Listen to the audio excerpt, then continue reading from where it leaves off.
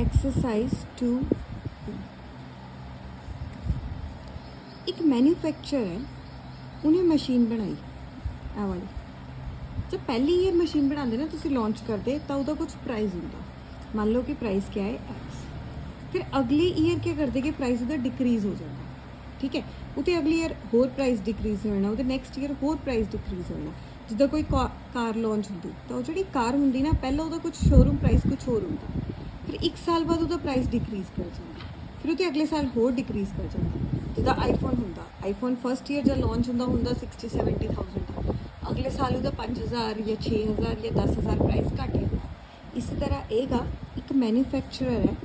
उन्हें कोई मशीन बनाई मान लिया कि X रुपीज़ की बनाई तो उन्हें कहा कि ये हर साल ये 15% घटना मतलब फस्ट ईयर जब मतलब तू मान लिया कि 20,000 की मशीन बनाई तो अगले साल वो 15% प्राइस क्या कर जाना घट जाना फिर कुछ पर्टिकुलर प्राइस आना वो अगले साल फिर 15% घट जाना इस तरह ठीक है so 15% of its value at the beginning of the year शुरू च घट जाना कहता ओरिजिनल प्राइस कड्डो मशीन का if it depreciate by 5,355 during the second year पहले तो ओरिजिनल प्राइस कड्डो लेट द ओरिजिनल प्राइस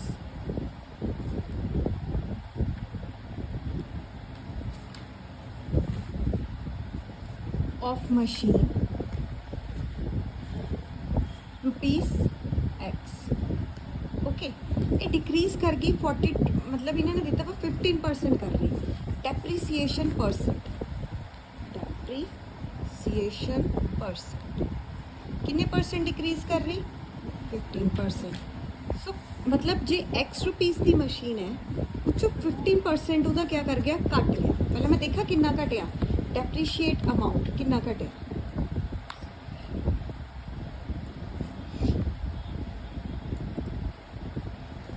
जिन्ना मतलब 15% घटिया वा 15% ऑफ X जिस तरह आप कोई कपड़ा लेके आते बोल देंगे कि थोड़ा 20% डिस्काउंट देना तो जो 1000 का कपड़ा है तो 20% के नाल ही सानू पता लगता ना कितना घटदा इसी तरह यह X नाल चल जाता है ठीक है सो 15/100 into X 5 3s are 15 5 2s are 20 20 ये कितना आ गया 3x/20 कितना घट गया 3x/20 इन्ना प्राइस घट गया हुण नवा प्राइस क्या आया घटन तो बाद तुसी X रुपीज़ की कोई चीज़ ली उस 3x/20 घट गया तो कितना रह गया न्यू प्राइस नवा प्राइस क्या X थोड़ा टोटल था जिन्नी दी तुसी खरीदी थी उस कितना घट गया 3x/20 ओके LCM ले लो 20 LCM इतने 20x आएगा क्योंकि नीचे नहीं गा तो इन्हें मल्टीप्लाई होना 20x माइनस 3x 20 वाला तो 20 चो 3 गए 17x/20 तो थोड़े फस्ट ईयर घटन तो बाद इन्ना प्राइस हो गया उस मशीन का फॉर सेकेंड ईयर हूँ सेकेंड ईयर फिर घटना सेकेंड ईयर वास्ते ए प्राइस चो घटना प्राइस कितना है 17x/20 डेप्रीसीएशन परसेंट क्या है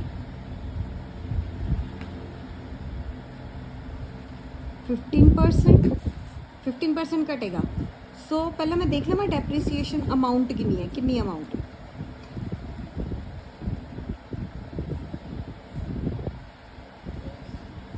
15% ऑफ 17x/20 15/100 इंटू 17x/20 इनू असी कटना नहीं है फिर साड़ा कॉम्प्लीकेटेड होएगा सो 15 नू 17 ना मल्टीप्लाई कर लो 7 5s are 35 7 1s are 7 plus 300 10 1 5s are 5 1 1s are 1 5 250 कितना आया 255x/2000 ये मेरी डेप्रीसीएशन बट क्वेश्चन च कहा वा है कि सेकेंड ईयर च इन्नी घट गई बट डेप्रीसीएशन इज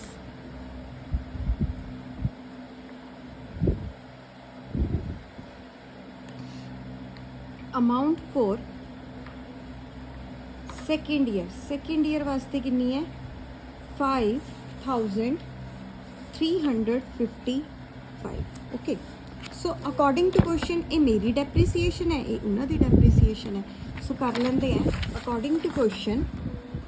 मेरी डेप्रीसीएशन कितनी आई थी 255x ओवर 2000 तो क्वेश्चन की कितनी की जी इन्होंने दी भी है 5355 ये उधर चला जाएगा cross multiply 255x is equal to 5355 into 2000 divided by 250 5 5s are 25 5 1s are 1 5 1s are 5 0 5 7s are 35 5 1s are 5 ਹੁਣ ਇਹਨਾਂ ਦੋਨਾਂ ਨੂੰ 3 ਦੇ ਟੇਬਲ ਨਾਲ ਕੱਟਦੇ ਹਾਂ 3 1s are 3 3 7s are 21 3 3s are 9 1 7 3 5s are 15 3 7s are 21 फिर 17 ਦੇ ਟੇਬਲ 17 1s are 17 ਇੱਥੇ x ਆਏਗਾ नीचे चला 17 2s are 34 17 1s are 70 so कर लो 21 into 2000 2 1s are 2 2 2s are 4 42,000 rupees जी ये मैथड डिफिकल्ट लगता सी 100 नाल भी कर सकते गे तुसी मान लो इच original price 100 let the original price another method है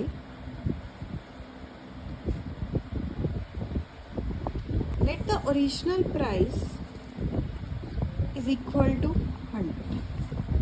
कितना डेप्रीशिएट होया डेप्रीशिएशन परसेंट कितना घट रहा डेप्रीसीएशन परसेंट 15% कर रहा सो डेप्रीशिएशन प्राइस कितना होया अमाउंट कितना घटिया 15% ऑफ 100 15 नो परसेंट लाओ ओवर 100 इंटू 100 15 रुपीज़ घट गया सो न्यू प्राइस कितना आया 100 माइनस ऑफ 15 कितना आया 85 रुपीज़ फॉर सेकेंड ईयर भी देख लेंगे हैं सेकेंड ईयर वास्ते ए वाला परसेंट है प्राइस कितना है ₹85 डेप्रीसीएशन परसेंटेज कितनी है 15% मैं देख लेंदी है डेप्रीसीएशन अमाउंट कितना आ रहा 15% ऑफ 85 15 ओवर 100 इंटू 85 काट लो 5 2s are 10 0 5 1s are 5 5 7s are 30 फिर 5 4s are 20 5 3s are 50 ये आ गया 51 ओवर 4 इफ डेप्रीसिएशन